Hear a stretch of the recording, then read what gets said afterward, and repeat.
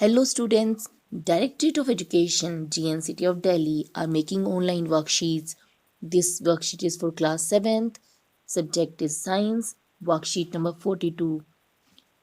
This is related to distance time graph.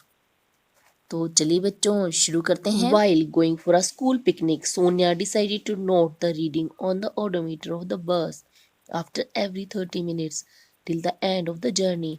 Sonia school picnic पर जा रही थी. उसने सोचा कि मैं देखूंगी कि पिकनिक हम कितनी दूर जाते हैं. उसके लिए उसने ओडोमीटर रीडिंग्स को नोट डाउन किया.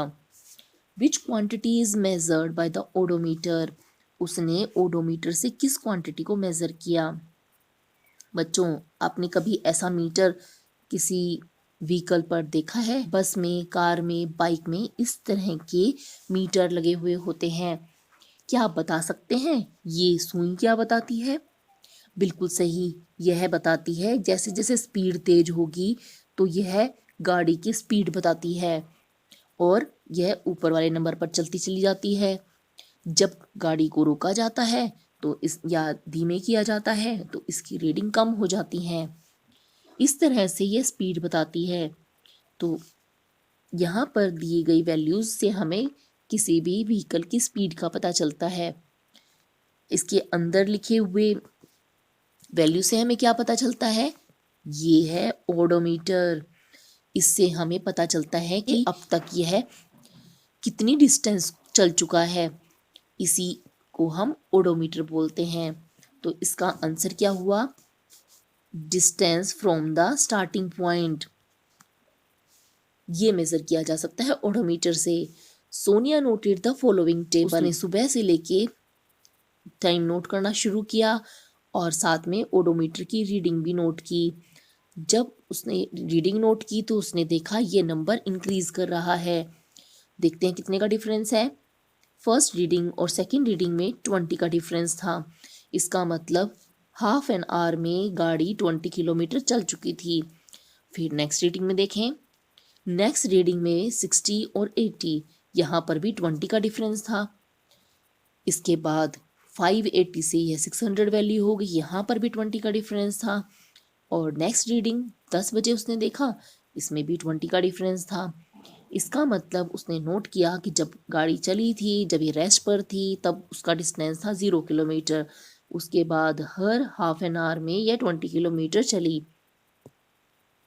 Her teacher told her to draw distance time graph to get more information from the data shown.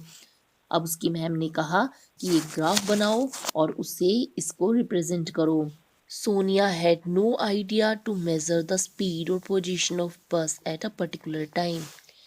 Sonia को इससे पहले स्पीड या फिर बस की पोजीशन को मेजर करने का कोई आइडिया नहीं था. उसने ग्राफ बनाया और उसकी हेल्प से उसने उसको रीड किया. ग्राफ कैसे बनाते हैं? Steps to draw a distance time graph. हमने डिस्टेंस टाइम ग्राफ बनाने के लिए ये सभी स्टेप्स फॉलो करने होते हैं. Consider the following data of the motion of a car. यहाँ पर एक टेबल दिया गया है. इस टेबल की हेल्प से हम ग्राफ बनाना सीखेंगे. Take a sheet of graph paper, draw two lines perpendicular to each other on it. Mark the horizontal line as OX. It is known as the x-axis. Similarly, mark the vertical line OY. It is called the y-axis. हमें इस तरह से एक graph sheet लेनी है. उस graph sheet पर हमें दो लाइन लगानी है. एक लाइन हमारी OX है और एक हमारी OY है. OX को हम x एक्सिस पर लेंगे और OY को हम y एक्सिस पर लेंगे. Represent the time along the x axis and distance along the y axis. हमें टाइम को x एक्सिस पर लेना है और डिस्टेंस को हमें y एक्सिस पर लेना है. Choose a scale to represent the distance and another to represent the time on the graph. For example, the above data time 1 minute equals to 1 centimeter and distance 1 kilometer equals to 1 centimeter. यहाँ पर graph में जो boxes दिखाई दे रहे हैं उन boxes को हम एक डाटा के हिसाब से रिप्रेजेंट करने के लिए ले लेते हैं. जैसे टाइम की तरफ में दिखाई देने वाले बॉक्सेस को हम 1 मिनट के बराबर मान लेंगे और डिस्टेंस के लिए इसे 1 सेंटीमीटर के बॉक्स को 1 किलोमीटर के बराबर मान लेंगे। Mark values for the time and the distance on the respective axes according to the scale you have chosen. इसके बाद हमें यहाँ पर जो भी हमने एक्स एक्सिस और वाई एक्सिस डिस्टेंस और टाइम के लिए ये लाइन ली है, इस पर हमें इन बॉक्सेस के अकॉर्डिंग हमें मार्क करना है जो भी वैल्यूज हैं। जैसे टाइम यहाँ पर 1 मिनट है तो हम यहाँ 1 मिनट लिख देंगे और डिस्टेंस के लिए हम 1 किलोमीटर लिख देंगे। इसी तरह से नेक्स्ट बॉक्स के लिए हम वैल्यू लिखेंगे। यहाँ पर हमारा 2 किलोमीटर आ जाएगा, इधर हमारा 2 मिनट आ जाएगा। इसी को यहाँ पर दोबारा से बड़ा करके बनाया गया है। यहाँ पर आप देख सकते हैं कि 1 मिनट वाली लाइन 1 किलोमीटर से मिल रही है, 2 मिनट वाली लाइन 2 किलोमीटर से मिल रही है, 3 मिनट वाली लाइन 3 किलोमीटर से मिल रही है और 4 किलोमीटर वाली लाइन 4 मिनट से मिल रही है। 5 किलोमीटर की रीडिंग को 5 मिनट से मिलाया गया है।